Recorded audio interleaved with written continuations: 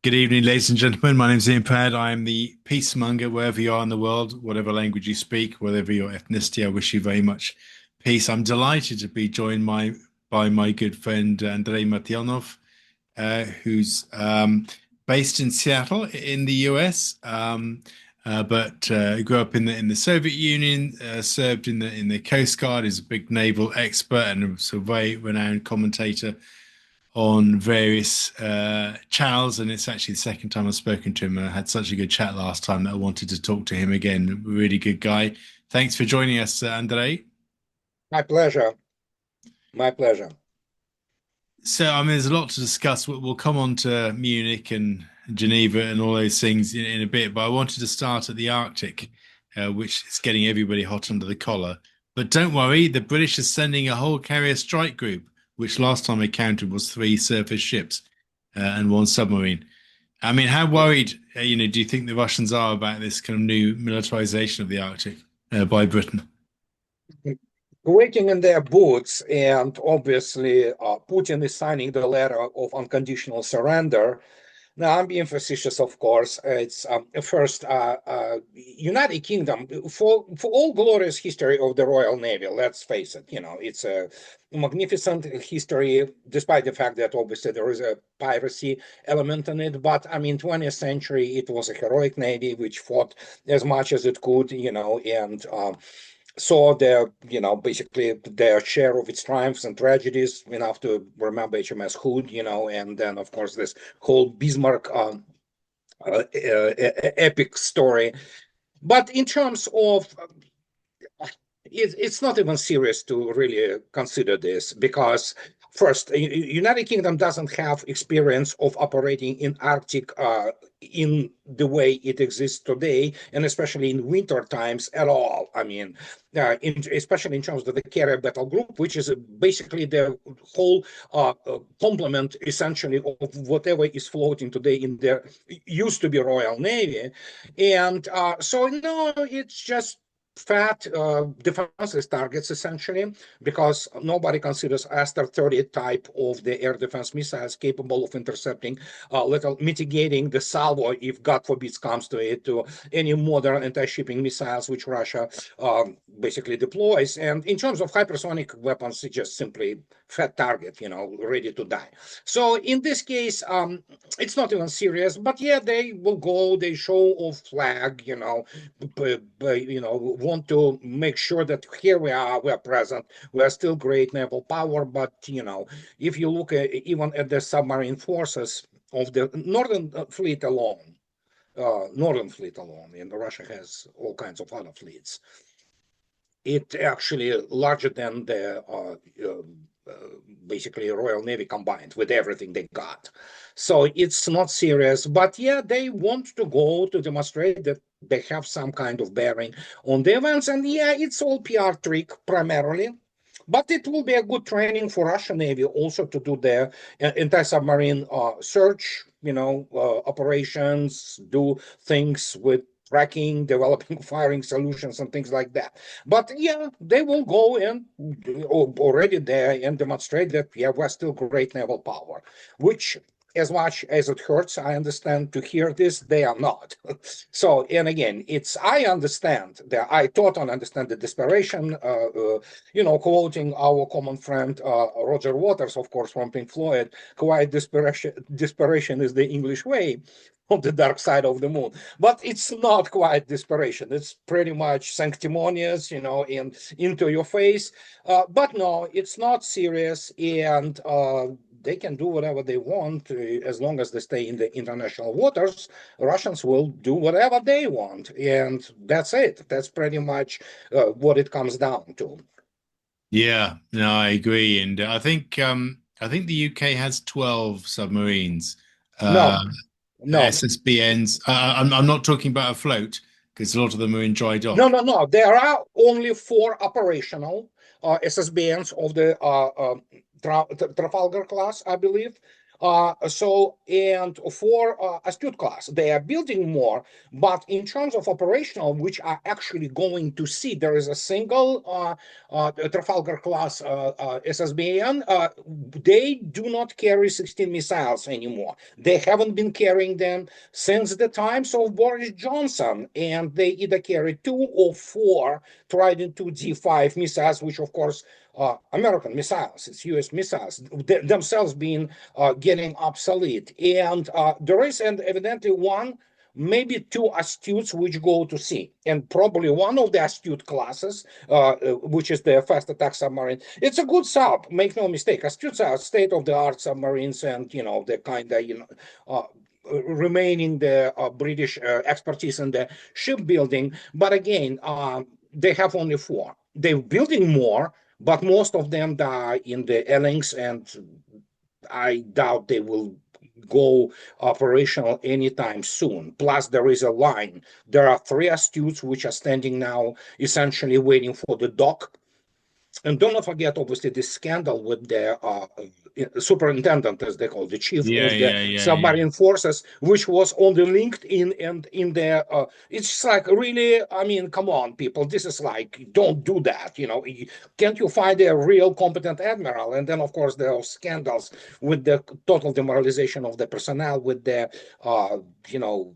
All kinds of things, from drug abusing to sexual abuse and things of like that. So Royal Navy is in a pretty rough shape, and considering the level of incompetence of Starmer's government, or whatever, it doesn't matter, Labor or Conservative, it's Tories. They're not going to fix it, because the fixing of these things lies in a completely different plane, so to speak, of which they are not aware of. They are good at, as any Western politician, at PR only. In terms of running things, they do not have a toolkit. They are not educated. They don't have the human qualities to run the country properly, and that's not only applies not only to United Kingdom. It applies obviously to Western Europe as in general, and Europe as a continent. And the same goes for United States. When we look attentively at Mr. Trump, who needs to talk about how great he is 50 times a day, and nothing being done, really. A lot of things he claims to have been done, but they are not. And the situation is pretty bad for the combined West. And this is also now we can say it openly, degeneracy of the elites as a whole. After Epstein files have been opened, at least even parts of those, we can see what kind of people those people are, so, and that's the problem. And in this case, Royal Navy is just basically a sideways manifestation of the total collapse of competency and expertise in the Western societies, which also related to the collapse of the higher education. And again, we just need to quote Pink Floyd. We don't need no education like this, dark sarcasm in the classroom and things like that.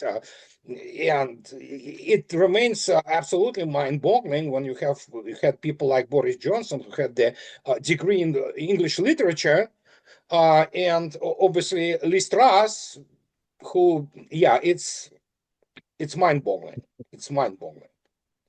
But it's actually really, really astute, not referring to the submarine, but the observation. It's actually a very, very astute observation. It is definitely an erosion in the competence and the capabilities of our political class, where we have just so many that have only ever been politicians, and they've never actually had a real job. They've never faced danger. They've never faced real fear or hunger or threat. They've never really had to Absolutely. lead. They've never really had to lead anybody. They've never really developed any expertise. And you see that in the diplomatic service, where we struggle to persuade people to learn to speak Russian if they're going to live in Russia for 4 years on a diplomatic posting. It's just like expertise is just seen as like an optional extra. I mean, well, why do we need to speak Russian if we're living in Moscow and that sort of thing? And you see it through all sorts of tiers of society, and the same is true with the military procurement that we've just subcontracted expertise to these military industrial private companies that just completely fleece us for billions and billions and never deliver on time and never They deliver to their the main quality. yeah their main purpose of existence in the combined West, and I wrote 4 books on that, it's to basically satisfy shareholders. They do not make weapons which work. They make weapons which can be sold, especially U.S. military industrial complex.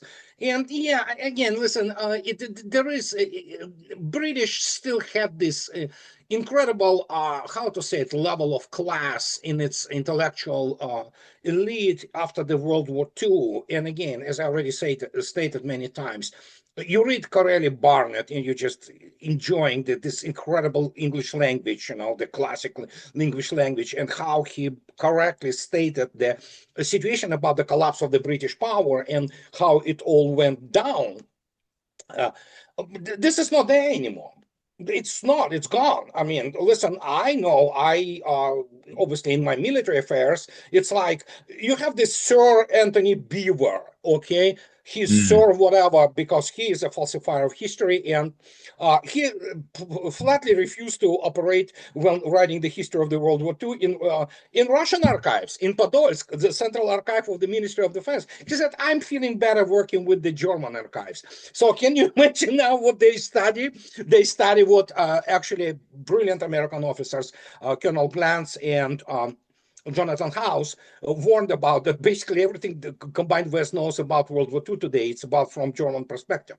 That Russians are using the corpses to throw them into the German, the Stalin killed 150 billion people. Then Russians came in and raped another 2.5 billion German women. So yeah, that's what it is. So, and you cannot break this, you cannot break this wall because you look at this and say, hey, have you studied, the Oxford, Cambridge, they used to be there such a, STEM schools, physics, Robert Rutherford, all those Maxwell, great British minds, Newton, of course, who gave us the modern physics and things like that. And then you cannot calculate basic things that you believe this garbage. But yeah, they do. MI6, I mean, this is the most unprofessional. They're good at terrorism, but they are not that good as they present themselves, Obviously, people watch the comedies which are called James Bond, but I mean, it's you look at them, these are not bright people. They're evil. Many of them are. They do not have humanity in them left, but many they are not really qualified to run anything. And as a result, we see this intellectual collapse. And when you actually have Mr. Lavrov mocking Lee Strauss about geography. She Oh didn't even yes, yeah. understand. I mean, you already can see yourself. And Lavrov is a man who knows his craft. I mean, when he was Yeah. talking about and Lee Strauss stated that we have to support the Voronezh independence from Russian. And It's like, Rostov-na-Donu тоже. yeah, Rostov, but Voronezh especially, it's like, and Rostov, yeah, it's like, yeah, why don't we support, the independence of Manchester from the United Kingdom, like, it's like, are you people real? And you sometimes shell-shocked, from I certainly am when you continue to read this and observe it. And as the result, yeah, we have what we have today, including these things. Yeah, they still think that it is the glorious moment, albeit Royal Navy barely scraped by the fingertips, but still won the Falklands, and showing heroism, even the fact that the guys from the Sir Galahad ship, which was sunk, they were singing always look at the bright side of life from Monty Python while being in the water. That's the spirit, that's the British spirit. And they still think that, oh yeah, we're going to move something. Oh, those, backward the Ruskies. When you begin to explain to the dudes, your Royal Navy is smaller than Caspian Flotilla, essentially, just in terms of the strike power. Like, really? Yeah, really. And so. Yeah.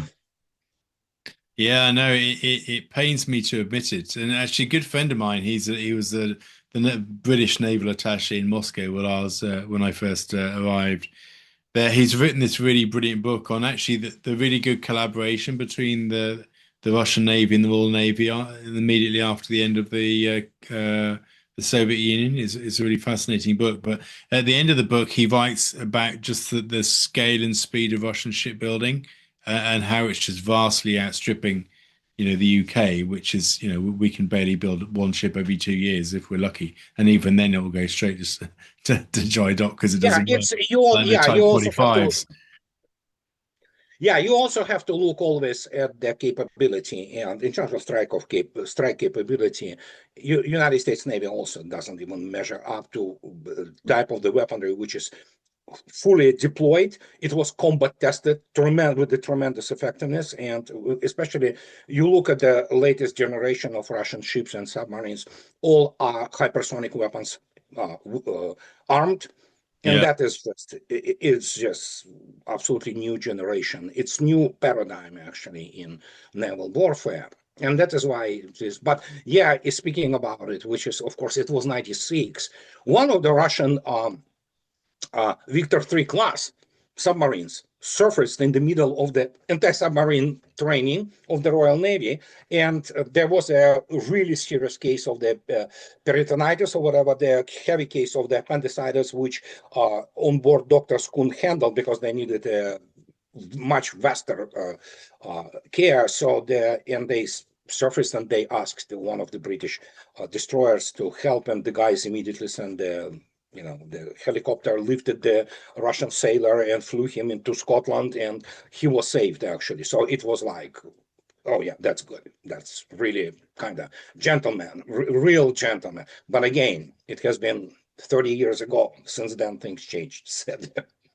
Yeah, no, and this is one of the things that this guy often complains that actually we've lost the ability to have military to military dialogue.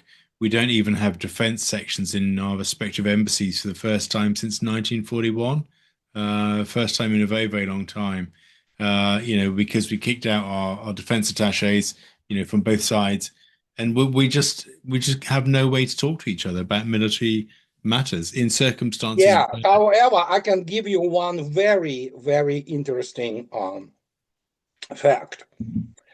It was about 30 years ago, maybe 27, 28. Their spokesperson, he was a commander, I believe, of Royal Navy, British naval officer. He was married to a Russian gal. And this Russian gal was the daughter of the chief of the radio electronics department of my naval academy. So it was like, oh, good Lord, can you believe that? So yeah, I don't remember the name of the guy, but I'm sure it could be, if it comes down to it, it could be found out that how interesting things have been happening then. Yeah, and there's also I recall a tale about how there was a Scottish admiral who led ships in Catherine the Great's fleet, and how uh, Paul Jones was American admiral, though. There was but there were all kinds of yeah, people who no, served in Russian there's Navy. definitely a Brit, Yeah, and in the 90s, this very senior Russian Navy officer came to visit the UK as part of a kind of a direct dialogue that was still going on back in the day, and the great granddaughter or somebody of this British sort of yeah. admiral met him, and it's apparently quite a nice moment. But I mean, these things you never really find them many days. This human connection, between people, which sadly we've Well, lost along the way to our detriment. Because if we can't meet each other at a human level, then how can we even begin to understand each other and end these dreadful wars? And particularly when we, the Brits, have this tendency to think that we're much stronger than we really are, which frankly, we couldn't fight our way out of a paper bag right now. I'm sad to say. I mean, it grieves me to admit it, but I think that is very, very much true. so And- Harley Barnett actually beautifully described again. It's a masterpiece. This volume, it's actually a trilogy he wrote. It's that's why it's a masterpiece. It's applicable across the time span, across the whole basically breadth of the not he writes a lot about Soviet Union, Russia, he writes about Germany, obviously he writes about the diplomacy and things like this nature. And so when the first time I got it and read it, it was like, in couple of days, in 1.5 days, I just swallowed it. Just like, oh, I couldn't, page turner, honestly. Yeah. Yeah. Yeah, we just need to get back to those kind of those thinkers because there are absolutely no thinkers in the British government these days. And you look at what China's doing as well. I mean, there's a report in the Daily Mail saying that they're outproducing the West 5-1 in terms of shipbuilding capabilities. Yeah, Um, it's monstrous. It's Chinese shipbuilding and commercial and military is something else altogether, despite the fact that they still lags very significantly. And very many people say, oh, you cannot say that. Yes, I can. In terms of submarine development, especially nuclear power submarines, they're still lagging dramatically. But in terms of the surface fleet and in terms of commercial shipbuilding, it's monstrosity what they built. I mean, this is just insane. So they have the largest shipbuilding capability in the world after, I mean, second, obviously, Koreans and then South Koreans and then Japan, which are essentially the, well, naval powers, essentially, or sea powers. But yes, it's the West completely gave up this and too, so it's, yeah, that's essentially what I mean when I talk about the collapse of the expertise, which was happening. Well, it was happening longer than even 30 years, but in the last 30 years, it accelerated and, well, it's actually exponentially. Now it is so bad. I sometimes, yeah, I cannot even comprehend that. I'm looking at it and listening to it, and it's like, you gotta be kidding me. This is just absolute insane. The only thing they know is PR statements, grandiose statements, obviously, which they do, and the rest. But in practical terms, the art of governance has been completely lost. yeah, yeah. Yes. I'm very, very sad to agree, having seen it up close and personal, I'm afraid to say. And the latest bombshell to hit us today is that the British were the first to announce the use of, in terrorism terms, fog dart poison, which Yeah, I must admit absolutely. took me by surprise. Well, it's American laughter all across Russia from this. People just mocking it. It's just ridiculous.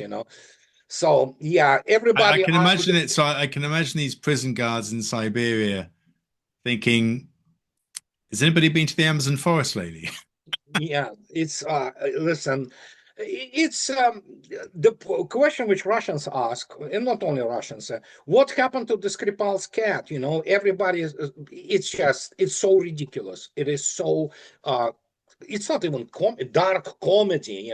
It's almost bordering on the Monty Pythonish type thing. So, but it's like, good Lord, what else? But they need to obviously cover up for Epstein's files, and Starmer is deeply involved and deeply smeared. I'm not saying that he was a part of it, but he certainly was on the tangent with it, and especially with this Mendelssohn guy. And that one is a whole other story. So, and yeah, that's the political class in the West today. That's who they are. And not Yeah, all of them. I do not want to, use the broad brush, but I mean, um, Vladimir Putin stated a year or so ago, and he meant it. Many people thought that it was hyperbole, but it was not. He said the vampire's ball is over, is coming to an end.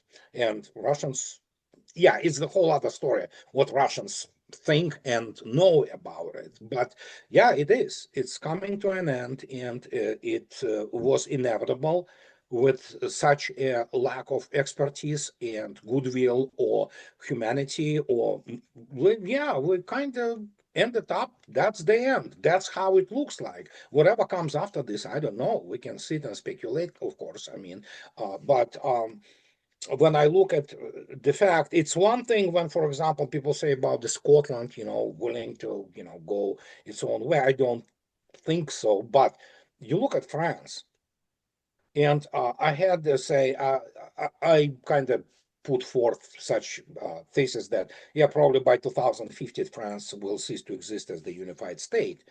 And some people then, I was watching something, and there was a very good history channel in YouTube by French people, by French guy. And he said, 2035, we're gonna end as the unified country. And look at this. Well, I thought France still had some time to fix it, but then you begin to search it, and study more, and like, oh my God, that is horrible. Yeah. Crazy times. But back to the frogs. I mean, literally staying with the frogs. Sorry, that's a very English thing to say. Um, uh, there's something just rather clumsy about the timing. Like, the Navalny comes, 2 years after the death to announce it at the Munich Security Conference. And actually, by the way, uh, some Ukrainian energy minister has been stopped from leaving the country as a sign that Zelensky is really cracking down on corruption. You've got the best of both worlds. You've got, oh, look how good Zelensky is because he stopped this very corrupt guy leaving the country. Yeah, And look how bad the Russians are because we've got Navalny here talking about yeah, talking about frog poison. yeah. I mean, it's just. I mean, you couldn't make it up. I mean, at least the space the timing out a bit better to make it look less obvious, don't you think?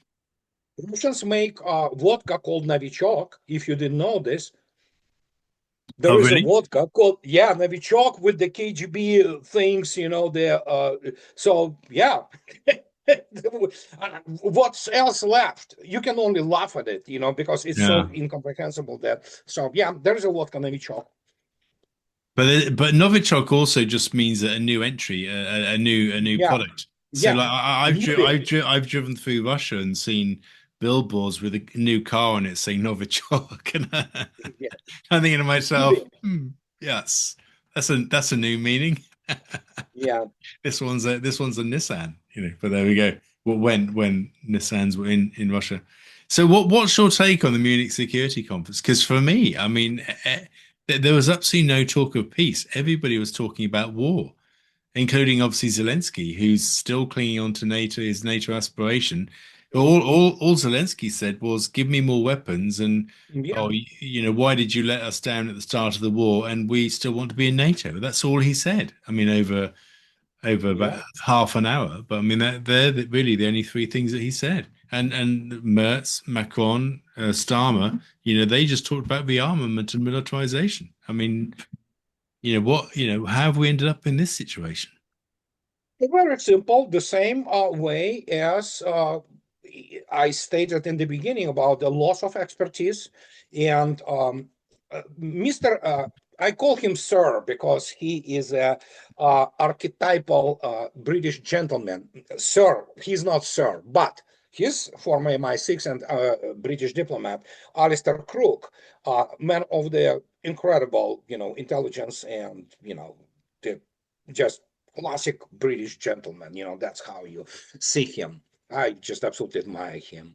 And he spoke about it. Those people do not understand what they got themselves into, literally. They don't. You take any officer from Pentagon to British, whatever, not imperial anymore, but British general stuff. They have no clue. And then what do you expect if they don't have no clue? At least they didn't have it. And you take any politician, they do not understand what special military operation is. They cannot grasp the nature of the conflict. They cannot grasp the balance of power. They are not taught it. They do not understand correlation of forces and means. That is why, Leo Tolstoy in War and Peace beautifully described the state of Napoleon at the Borodino battle about the limp hand, like in the, during the dream, when you want to strike a horrible blow to your, some kind of the enemy, but you're like in the dream, your hand suddenly becomes limp and you just fail. This is exactly what is happening to them. They got themselves into the basically into the country which cannot be defeated on the battlefield if you look at Russian history. And when you have people in London School of Economics or from RUSI, Royal Royal United Service Yeah. Institute, bunch of those political scientists and nincompoops with barely military backgrounds.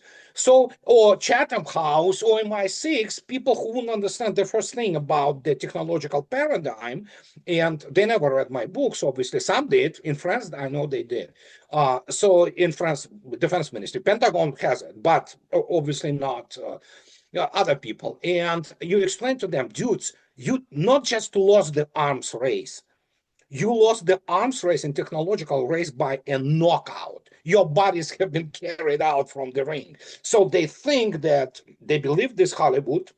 And you have to understand what General Latif, American General Robert Latif, PhD in physics, Major General, 20 years in DARPA, no less. In his book, Future Wars, already in 2016, he writes, and I quote, everything that political and public and political class in the United States and goes for United Kingdom and Europe know about warfare, they know from the entertainment industry.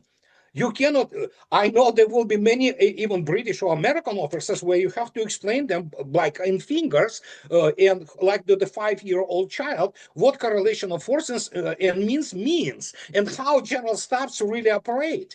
They don't understand this. They don't understand Russian culture. They don't understand the economy. And as the result, first United States thought that, oh yeah, we're gonna take Sevastopol, we're gonna take, and they've been already prepping Ukraine since 1990s to be the part of NATO and the RAM against Russia. What they didn't recognize that they, as usual, as Hitler did, as Napoleon did, as everybody else did, they miscalculated because they don't know the enemy, because they never studied it. And that brings me to the thing of which essentially I wrote 4 books. My latest book, The America's Final War, meaning war, not throwing some, standoff weapons at some third world country, is about it.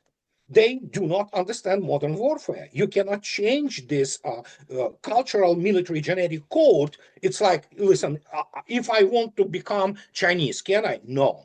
I am what I am, the subhuman Slav with the, with my genetics is Slavic, I don't know who is in there. So I cannot change it. And the same goes for when you look at and especially Anglo-American view on the warfare, it's expeditionary warfare, essentially, It doesn't mean that they don't have courageous people. It doesn't mean that they don't have, competent people. They do.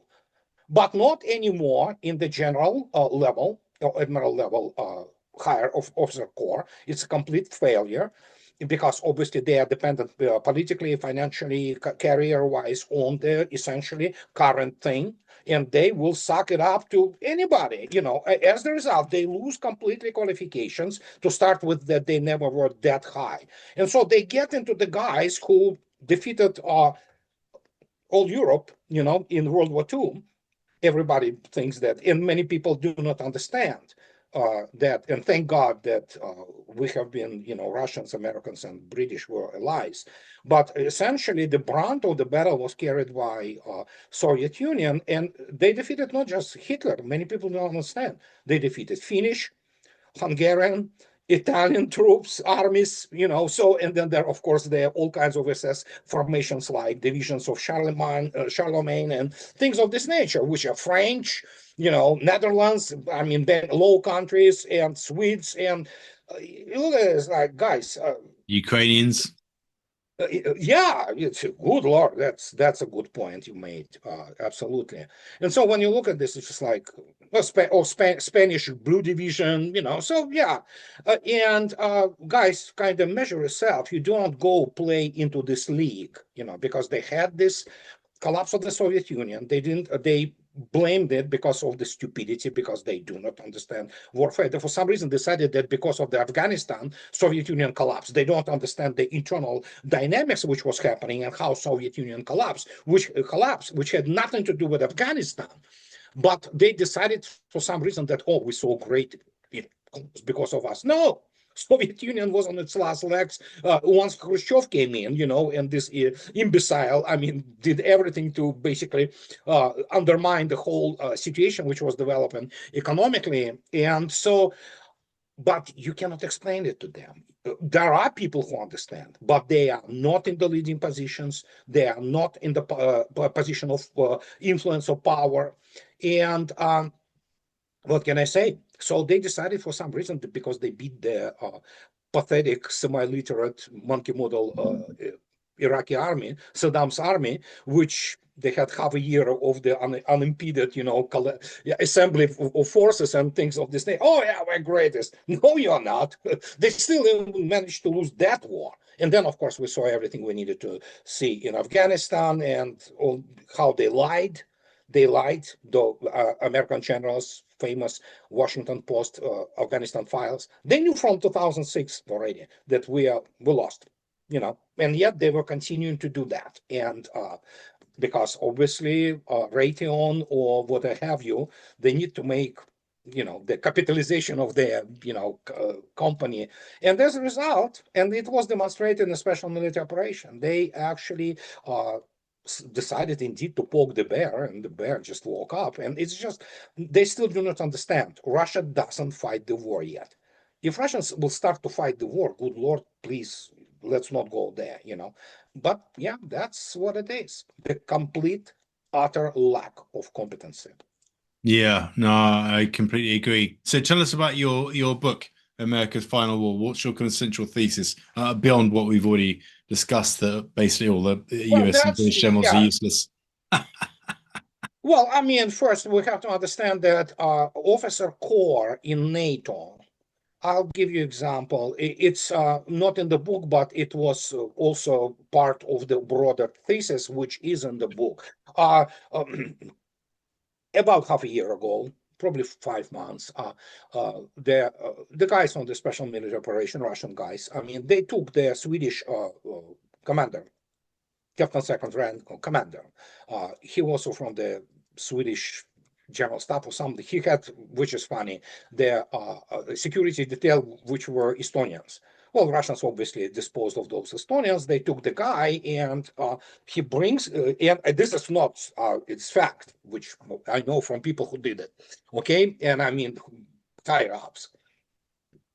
And they say, and he looks at them, he still couldn't understand that Russians took him as prisoner of war. And of course, and he was like, why did you do this? You were not supposed to be here. And, you were supposed to, retreat and things like that. And Russians, who told you so? Oh, there is a doctrine. It's like, dude, wake up, learn the real warfare. I don't know what they're teaching you. And this is exactly what happened in the book. The America's Final War is about this. They still believe that they can fight, well, they can fight somebody who doesn't shoot back. When you have there somebody who has the overwhelming firepower, Russian standoff weapons outrange and outpace anything NATO has. In terms of air defense, suddenly they begin to admit that, oh yeah, Ukraine basically, they were drinking Kool-Aid. They were high on their own supply. They believed that actually Patriot Pack 3 could shoot down the hypersonic weapon. And that's what Ukrainians were telling them. As deputy commander of the Russian VKS, Airspace Forces, Lieutenant General Semyonov stated, Pack 3 cannot defend itself. Forget about defending something else. And so, and when this was being disclosed, that first doctrine-wise, the war was lost in 2023. They just couldn't admit it. It was lost after the masterpiece of the operational and strategic planning by none other than Wiesbaden Group, people like Donahue, Aguta, all those, famed American generals who planned to this counteroffensive. Okay. Tony Vatican. So, and guess what?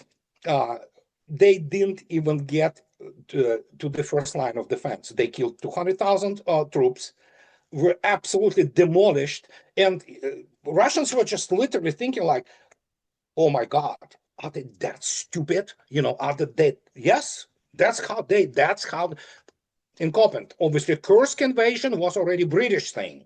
They were so glad and giddy they got into the Kursk, and again the idea was, yeah, we're gonna move these troops, they're gonna break through. Well, they have been checked in the 15-kilometer range inside the Kursk Oblast, apart from atrocities which those people were committing against Russian civilians. But in the 159 square mile area, which is about the size of half of the size of the New York proper, not New York urban, just New York proper, 80,000 people, 80,000 Ukrainian troops have been killed. So Russians that's the planning. That's how they view the war. They don't know a first thing about real war. And as the result, it was checked to the point that where we are today, and American and NATO TOE, table of organization and equipment, as well as their operation planning, let alone strategic planning, that's the whole other story, have been paraded as the obsolete, amateurish, with the horrible consequences. Obviously, Russians suffer too. They make no mistake. It's not like but I mean, when you look attentively at what happened to Ukrainian side, Pentagon itself, basically, people in Pentagon know that more than 2 million Ukrainian troops have been killed. Those people, they don't have a reference point to understand what they have committed. They committed their suicide by cop. That's exactly what have happened. And any American, British, German general, they have no, how to say it, organ, or intellectual or human or moral organ to grasp what they did, because they committed war crime, because Russians killed more than 2 million Ukrainian troops. They maimed about the same thing, the same number, which is, we're looking at around 5 million casualties. But they cannot now admit that we have been utterly defeated militarily. And as I already stated, TOE have been paraded as the, slightly better than the third world. Obviously, they have some advantages. In some, for example, United States provides ISR, intelligence, surveillance, and reconnaissance, including its orbital grouping, including Starlink communications, because it hides behind Ukrainians. So the Russians wouldn't go and blow out the number of the critical intelligence surveillance satellites, because it's casus belli, and the Third World War III starts. But such a convenient thing. But essentially, NATO has been demilitarized, and that's what we have. It's United States doesn't have much to give. They can still provide, NATO, European NATO, is completely hollowed out. It doesn't have the industrial capacity, and with what is happening right now in the prices of energy and things of this nature, there is no recovery, and they will not be able to militarize because they are also technologically backward. And the Brits couldn't fight their way out of a paper bag, as we say. Well, I mean, remarkably, yeah, there's an interesting dynamics between the United States and Britain, because obviously still, it's they are, how to put it, close culturally, but continental Europe, it's done, it's over. But British will still probably find the way as the attachment to whatever will be left of the American empire. But continental Europe is over. It's, as we know it, it's over. I mean, it's getting poor every day, and it will be really poor. And I'm not talking about Weimar Republic poor, but something around it. Germany is done as the industrial power. They will not recover. They don't have means for that. And France, we already know what. Italy is just, so, and yeah, that's what happened. It's the new Soviet Union, as I like to say, the European Union. Yeah, and the situation's been reversed. Yeah, that's been really interesting, Andrei, as always. It's great to chat with you again about these things. You always have such in-depth knowledge. I'm very impressed by your knowledge of the Royal Navy order of the fleet as well, by the way. A very impressive understanding there. Thank you so much. Fascinating. Tell people where they can find a copy of your books. What's the best place to buy your books? Amazon. It's Amazon. Obviously, I'm on Amazon, and my books, well, not the latest one. They have been published in, especially the disintegration. But yeah, the latest one was also published in Spanish in Spain. They are published in even South Korean. I mean, Germany, Poland. That's funny. So yeah, there are all kinds of things. It's Amazon and or Clarity Press. This is my publisher. Mhm. You can buy it directly from Clarity Press. Great. Thanks so much as always. Let's keep doing this again. Let's make a regular day and have a Absolutely. chat. I've always enjoyed talking with you because you're so knowledgeable and also kind of it's just always good fun to kind of talk with you as well because you cut straight to the core of the issue, which I think is really, really important because so many people beat around the bush, as we say. So thank you as always, and thank you for watching Pleasure. wherever you are in the world. I wish you very much peace. Please do like and subscribe if you found this a thought-provoking discussion today, as I most certainly have. And just closing, thank you so much. Спасибо большое, Andrei. Until the next time. Bye for now.